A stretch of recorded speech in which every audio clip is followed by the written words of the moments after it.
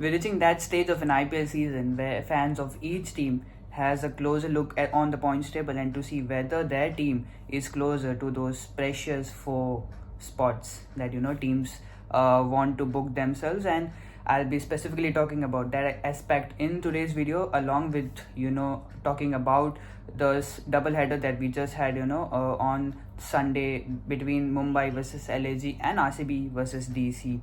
So I'll start with both the matches and then shift our focus to what lies ahead along the season, what teams need to do and which teams are at what position. So starting with the MI versus LSG clash that was held at the Wankhede Stadium. It was an afternoon game, an ESA game day for the Mumbai fans and the Mumbai Indians team as well, wherein children from underprivileged background come to watch. But keeping things aside and talking about cricket, I think Mumbai had a pretty good victory. They got around 215 runs, a good total, and restricted LSG for more than 45 runs. All in all, a clinical performance, I think, from the Mumbai Indians. They did not start the tournament on a good note, and then they are on a 5-match winning streak, which just puts them in a good spot at the points table. They are now currently at number 3. They've won 6 games from the 10 that they've played, and as I said, they have momentum in their hands, and a team which has momentum in its hands, especially in format like T20, is quite precious to have.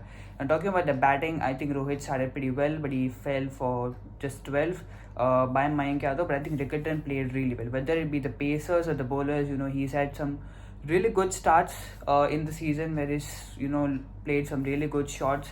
But I think yesterday he had a good knock where he scored more than 50, but he played some of the LSG bowlers really well. Digvesh Rathi, who's such a standout for LSG, he played him so well.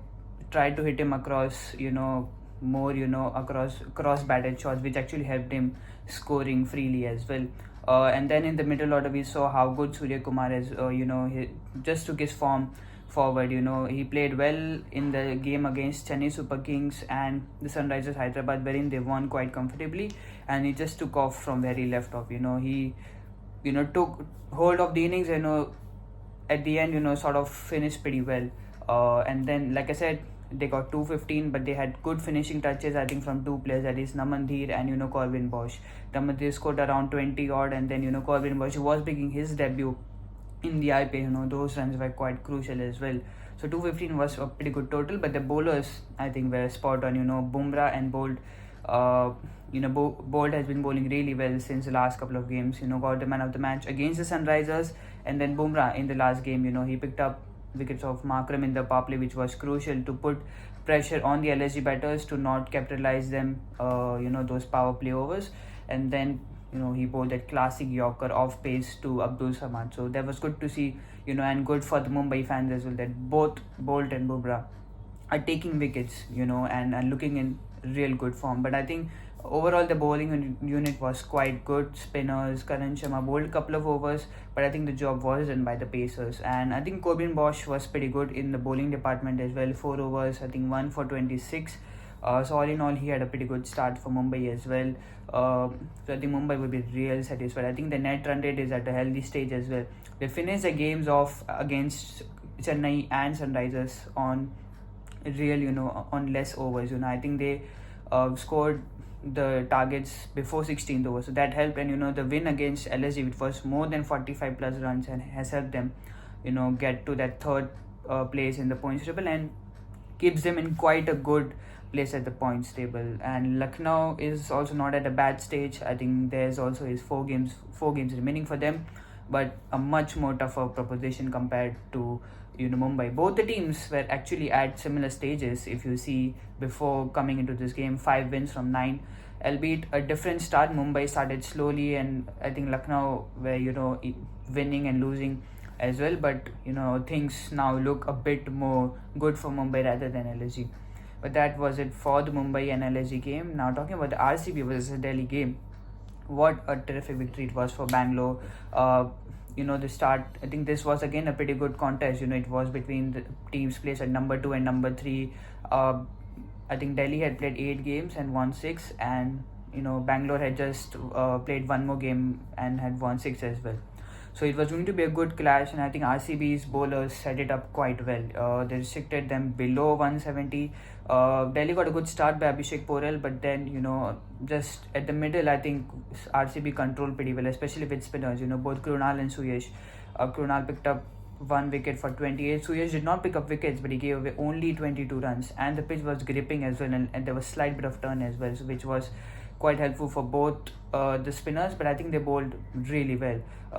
Du Plessis just couldn't get on. He did play some shots, but didn't play that well. He was coming back from an injury as well, so they'd like Du Plessis to get a bit of form in the further games. But at the end, I think in the middle part, Delhi's innings was stuck a bit. KL Rahul scored 41, but I think his wicket was at a crucial stage. Bhuvneshwar picked up his wicket when he was brought back for his second spell for his third over. He was at 41, so he was set. So he could have taken them closer to something like 170, 180, which would have been a bit more tougher than a 160 target. But again, I think the bowlers did splendid job. I think Hazelwood picked up a couple of wickets as well, but I think the spinners have done a good job, both in the last game, I think against Rajasthan as well, in those middle overs, wherein Suyash and Krunal, bowled those quiet overs to get RCB back into the game, where Rajasthan had a good start. So the spinners are doing such a good job. So kudos to them. And the batting, I think it was a setup template for the batters, because RCB has won any game that they've chased. Before this, they chased in 3 games and they won. We all know how good Virat Kohli is in chases, but there was some trouble. They lost 3 wickets in the power play, so there was trouble. But they promoted Krunal Pandya, so they had Padikkal as a left-hander at number 3, but then they sort of promoted Krunal as well. Now Krunal finished off pretty good, got 73 not out, but the starting 10-15 deliveries he struggled a bit. But as he kept on spending his time at the crease, he just looked good.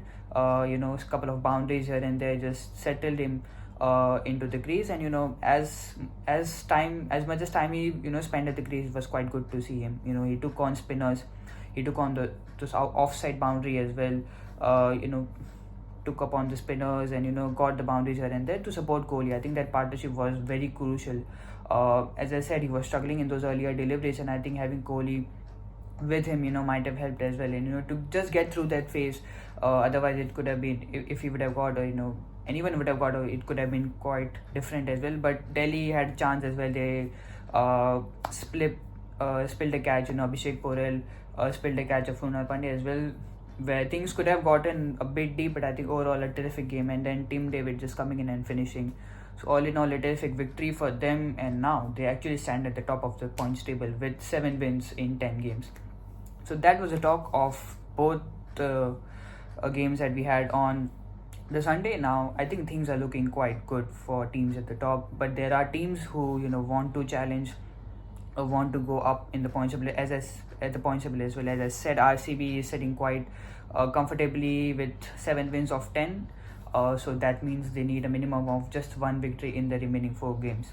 Now out of 4, the 3 games are home games, so I don't think are going to be. They might even look at a finish of top 2, in their minds as well, and that's what Rajat Patidar said in the post match as well. They are looking at top 2, finishing in top 2 as well. So they just need a minimum of 1 victory. Then there's Gujarat at number 2 with 6 wins in 8 games. So they also need only a minimum of 2 wins out of the 6 games. So I think either of these teams can probably secure the spots by this week as well.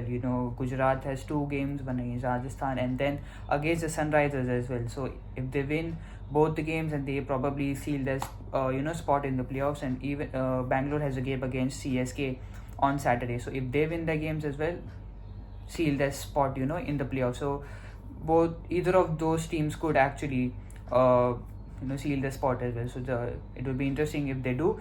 And then at number 3 we have Mumbai Indians. As I said, a healthy net run rate. They've lost more games than DC, but the reason they're at number 3 is the net run rate is better.